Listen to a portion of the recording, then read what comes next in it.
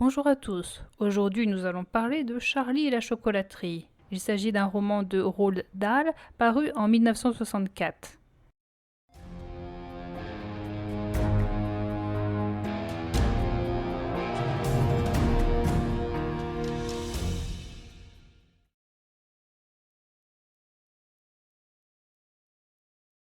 Le petit Charlie Bucket vit dans une maison de 2 pièces avec ses parents, avec ses 2 grands-pères et avec ses 2 grands-mères.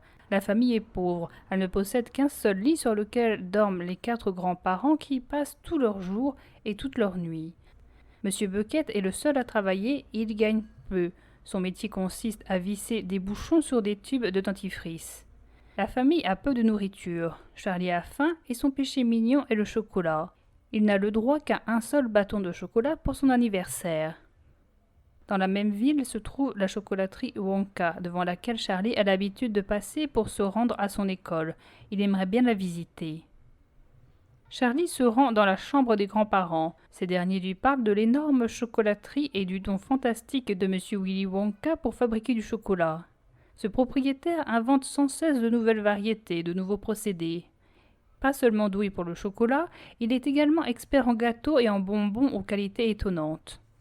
Le grand-père lui parle d'un prince indien qui aurait demandé à Willy Wonka de bâtir un palais en chocolat. Un jour de grande chaleur, ce château a fondu. Le grand-père lui révèle qu'aucun ouvrier entre dans la chocolaterie et personne n'en sort. Le chocolat serait fait par des gens pas ordinaires. Le lendemain, le grand-père continue son histoire. Willy Wonka a renvoyé ses ouvriers chez eux après que des espions, se faisant passer pour des ouvriers, se sont infiltrés dans son usine et lui ont volé ses idées.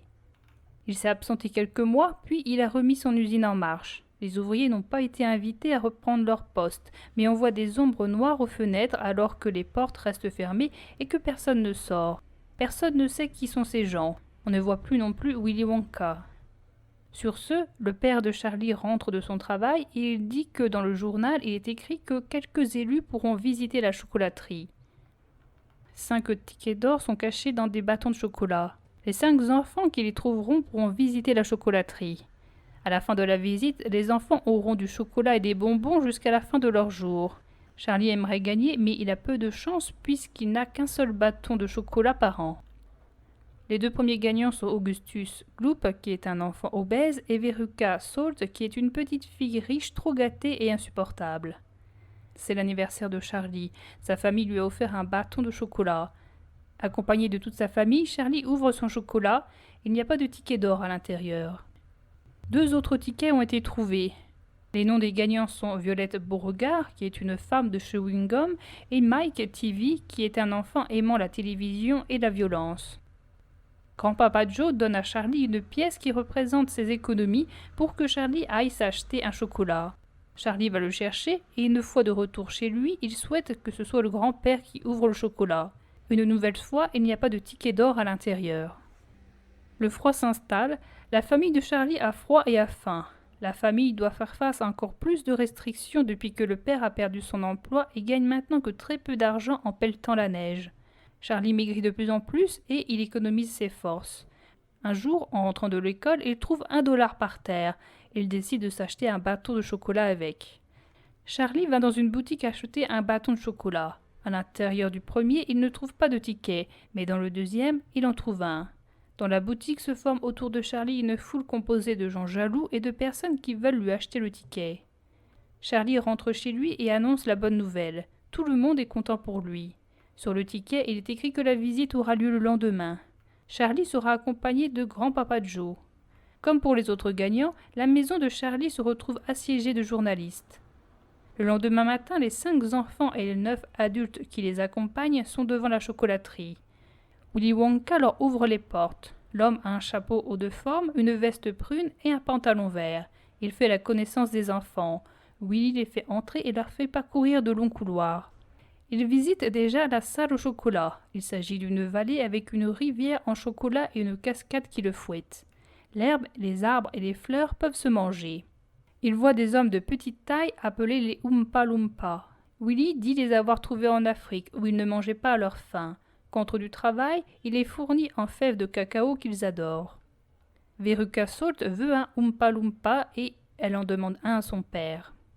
Augustus boit dans la rivière de chocolat. Malgré les remontrances de Willy Wonka, Augustus continue. Il tombe dans la rivière et il manque de se noyer. Il est aspiré par un tuyau et il arrivera ensuite à la salle à nougatine. Ses parents sont inquiets, ce qui n'est pas le cas de Willy Wonka. Willy envoie des Oompa Loompa accompagner les parents d'Augustus afin de retrouver leur fils. Les Oompa Loompa chantent une chanson sur Augustus dans laquelle ils se moquent de lui et lui espèrent un destin bien pénible qui consiste à être découpé et à être cuit. Une fois transformé en nougatine, Augustus sera aimé. Willy Wonka pense et espère que les Oompa Loompa plaisantent. Les personnes restantes montent sur le bateau de fondant rose qui flotte sur la rivière de chocolat. Veruca veut le même. Ce sont les Oompa Loompa qui rament. Willy donne une chope de chocolat à Charlie et à son grand-père. Ils entrent dans un tunnel, ils voient différentes portes contenant des indications sur ce qu'il s'y fait à l'intérieur. Ils se rendent à la salle des inventions qui est une grande cuisine dans laquelle Willy Wonka teste ses inventions. Il a ainsi créé un bonbon inusable et un caramel qui fait pousser les cheveux. Willy Wonka leur montre la machine à chewing-gum. Cette machine impressionnante tant dans son installation que dans son fonctionnement donne des gommes aux propriétés étonnantes. Cette gomme représente un dîner composé de 3 plats. Il y a une soupe à la tomate, un roast beef et une tarte aux myrtilles. Violette prend cette gomme et commence à la mâcher. Malgré les avertissements de Willy qui lui dit que la gomme n'est pas encore au point, Violette continue de mâcher. La fillette devient bleue et mauve. Elle se met ensuite à grossir. Elle se transforme en myrtille. Willy Wonka demande aux Oompa Loompa d'emmener Violette dans la salle au jus de fruits afin de la presser. Les parents de la jeune fille les suivent. Les Oompa Loompa font leur chanson. Ils se moquent de Violette et ils parlent d'une femme qui s'est un jour coupé la langue durant la nuit car elle avait l'habitude de mâcher. Willy Wonka leur fait traverser un long couloir à toute vitesse. Ils passent devant plein de portes. Ils arrivent enfin à la salle appelée bonbons carrés qui ont l'air d'être ronds, où, sans surprise, il y a des bonbons carrés à l'aspect rond. Le groupe finit par arriver à la salle aux noix. Willy leur dit qu'il ne faut pas y entrer. Ils peuvent cependant regarder par la vitre. On y voit des écureuils en train de décortiquer des noix. Veruca exige à sa mère d'avoir un écureuil en plus de ses nombreux animaux de compagnie. Le père propose de l'argent à Willy, mais il ne veut pas vendre ses écureuils. Malgré la mise en garde de Willy, la fillette entre dans la pièce pour se servir elle-même. Les écureuils l'attachent et un des leurs toque la tête de la fillette. Elle sonne creux et comme pour les noix pourries, les écureuils vont la jeter dans le trou pour qu'elle aille dans le vide-ordures. Les déchets passeront ensuite dans les égouts et ils iront à l'incinérateur. Monsieur et Madame Salt s'approchent du trou pour voir si leur fille n'est pas restée coincée dans la glissière. Ils se font pousser par les écureuils et ils tombent eux aussi. Les Oompa Loompa se moquent de cette fillette. Cependant, ils précisent que si elle a ce mauvais caractère, c'est car ses parents l'ont trop gâtée. Les personnes restantes prennent le grand ascenseur de verre qui a la faculté de se déplacer dans toutes les directions. Willy Wonka laisse Mike appuyer sur un bouton qui sont tous étiquetés. Mike appuie sur le bouton « Chocolat télévisé ». L'ascenseur se déplace à toute vitesse, ce qui manque de rendre malade Madame TV. Ils parviennent à la salle au chocolat télévisé. Willy leur passe des lunettes noires qu'ils ne doivent pas enlever sous peine d'être aveuglés. Willy pense que la télévision fonctionne selon la logique suivante. Une caméra prend une image qui sera réduite en minuscules bouts de photos projetés dans les airs grâce à l'électricité. Ces bouts de photos arriveront à une antenne où elles seront reconstituées dans une télévision. Willy Wonka a voulu faire la même chose avec le chocolat. Il leur fait une démonstration. Après avoir pris une image d'une tablette de chocolat, il y a effectivement une tablette de chocolat dans le poste de télévision, mais de taille réduite. Willy Wonka autorise Charlie à la prendre et à la manger. Mike se demande si cela fonctionnerait avec un être humain et il fait cette expérience sur lui. Malgré le refus de Willy Wonka, Mike tente l'expérience. Mike finit dans la télévision où heureusement aucune partie de son corps n'a disparu. Madame TV enlève son fils de la télé, mais Mike rapetissait. Pour le faire grandir, Willy pense à utiliser un appareil qui éprouve l'élasticité du chewing-gum et il pense également à du chocolat super vitaminé. Willy Wonka donne des ordres aux Oompa Loompa pour tirer d'affaire Mike. Ses parents vont avec eux. Les Oompa Loompa, une fois de plus, chantent. Ils critiquent les parents qui laissent leurs enfants devant des télévisions pour avoir la paix sans se soucier des conséquences. Les parents, lorsqu'ils étaient enfants, n'avaient pas de télévision et passaient leur temps à lire. Comme enfant, il ne reste plus que Charlie. Willy Wonka lui dit qu'il a gagné.